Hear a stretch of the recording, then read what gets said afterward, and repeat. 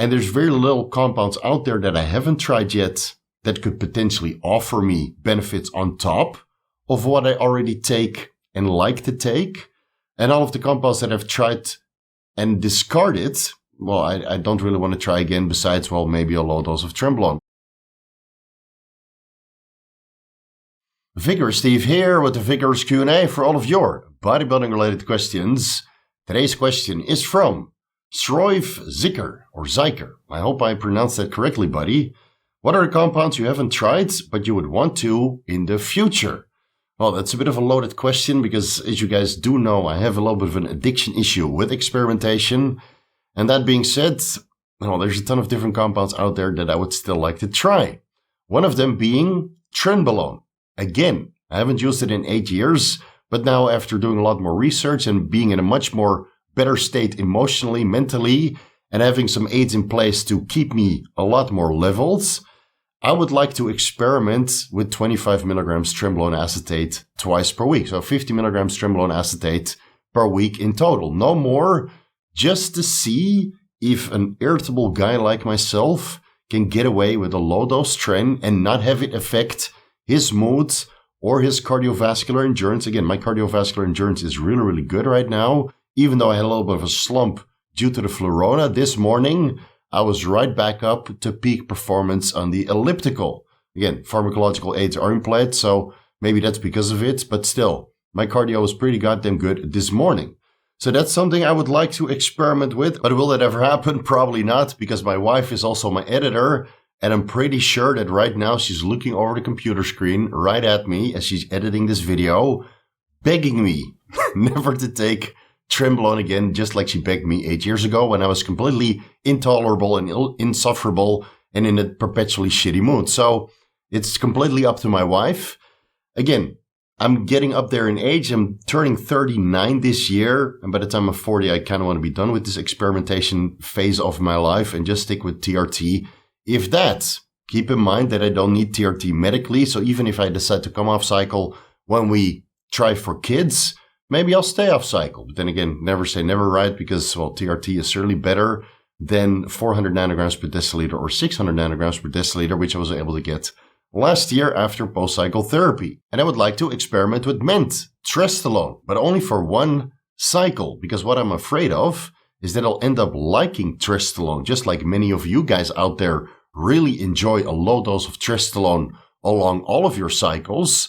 I'm afraid that's going to happen, and the issue here with Trestolone is that it was designed as a male contraceptive. It seems to be the one that shuts you down the hardest, resulting into azoospermia and complete infertility. So that means I can't run Trestolone before I have kids, because that's coming up reasonably soon. Let's say a couple months to maybe a year, 1.5 years from now, when I do want to try for kids. I don't want to take Trestolone or MENT before that time, inhibiting or reducing my overall fertility. So that means I would have to run that experiment after I have kids, maybe a year or two later. But I just said that I was going to stick to TRT or maybe come off cycle completely. So I don't think I'll ever get an opportunity to experiment with Trestolone myself. I'll leave it up to you young guys who are spreading their love unprotected. Stenbolone Acetate, I would like to give a try. I know where to source it, but it might still take a little bit of time before I'm able to run that experiment. So fingers crossed, stay tuned for a Stenbolone Acetate experiment. It was used quite readily in the 90s, I believe. It was Dan Duchesne's favorite injectable, or so I've heard. So that's an experiment that might actually happen at one point or another. I'd like to experiment with dihydrotestosterone in its raw form to see if it can actually increase the length or the thickness or the girth of the penis. I know where to get it, so stay tuned for that update. It might still take a while because, again, I'll be thorough in my analysis. I've looked the entire internet for dihydrotestosterone heptanoate or enanthate. I found a source that is very, very expensive. 5 milligrams is like $360. So that's not worth compounding into a DHT enanthate in an oily solution. I don't think that experiment is ever going to happen. I can't find any underground lab that has DHT enanthate or heptanoates for injection. But I'm a little bit sad that that experiment is never going to happen, because I would love to see if injectable DHT could build phenomenal and legendary muscle mass like those people say in the anecdotal reports of people that used DHT heptanoate as an injectable.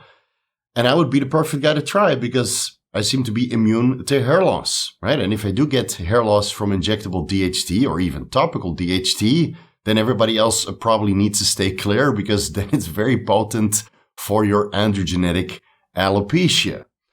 So I'll keep you guys updated for the topical DHT if that has some localized effects. It might be a little bit longer because I do want to be thorough in my experimentation process and also make sure that I'm not transferring any of this topical DHT to my partner, which is the last thing I would ever want for her. Besides the injectables, I would like to try check drops again, maybe once or twice, just to have a private conversation with one of the naysayers.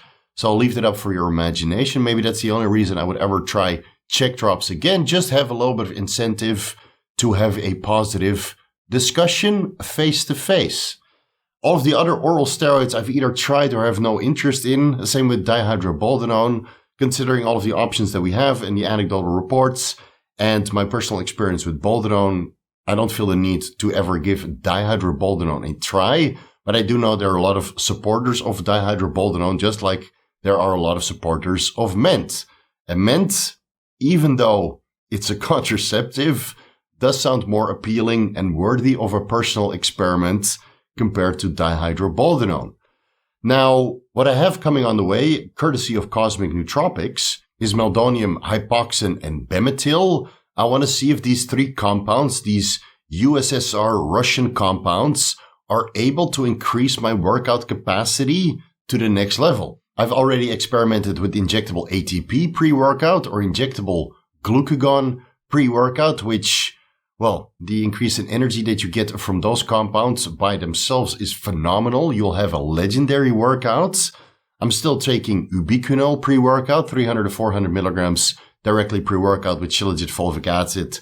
And now I'm adding in the PQQ as well, 20 milligrams per serving. I want to get into a state where my workout is so legendary that it's absolute God mode, IDDQD God mode for the guys that play Doom on the Windows 95. You guys know exactly what God mode that is. I want to get into a state of working out where I'm unstoppable, basically. And I've been chasing that for years. And now that I'm getting older, it's getting more and more difficult to get into this unstoppable workout capacity. But I would like to try meldonium, hypoxin, bemetyl, and maybe at one point injectable ATP and glucagon again. Of course, within reason, because I'm getting up there in age and, well, my body can't tolerate as much as it used to. Besides the pre-workout androgens, again, some of those things I would still like to try. And besides that, I think my experimentation trials are pretty much complete. The more research I do on particular compounds I haven't tried yet, the less excited I get from them. And again, I have so much experience with, well, so many different compounds up until this point, and I'm still using a ton of them, right? As you've seen from my cycle, quite complicated, if I do say so myself. Those compounds I really enjoy taking. I get noticeable benefits, and there's very little compounds out there that I haven't tried yet that could potentially offer me benefits on top of what I already take and like to take. And all of the compounds that I've tried and discarded, well, I don't really want to try again besides, well, maybe a low dose of Trestolone. But that's completely up to my wife, my editor. You guys will see from the subtitles right here. So this is pretty much all I'd like to try. If there's new compounds out there that are coming to the market that seem highly promising. And of course, I'll do my due diligence, researching new compounds as they come to market and see if they're worthy of experimentation, just like I did with 5-amino-1-MQ, which I did a ton of research on, and I found to be highly beneficial to improve fat loss from stubborn body fat areas by keeping fat metabolism within adipose tissue sustained throughout the entirety of the diet, or introduce that towards the end of the diet when stubborn body fat levels seems to not be able to go away, in which case 5-amino-1-MQ inhibiting the nicotinamide N-methyltransferase enzymes within adipose tissue, allowing the nicotinamide content of adipose tissue to stay elevated, which ultimately contributes to fat metabolism and allows adipose tissue to metabolize its fat content into the bloodstream, where it can be transported all over the body to other metabolically active tissues for overall and gradual fat loss. The experimentation never ends. Still, I will proceed with caution, just like you guys should proceed with caution. Let me know your compound on your to-do list down below in the description section. I would love to hear from you guys which compounds you would like to try and compounds you would want to avoid with the knowledge that you have acquired so far.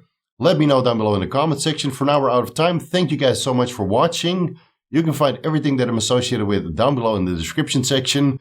Have a look at some of my sponsors and affiliates. Use their discount codes so you can save yourself some money while shopping online.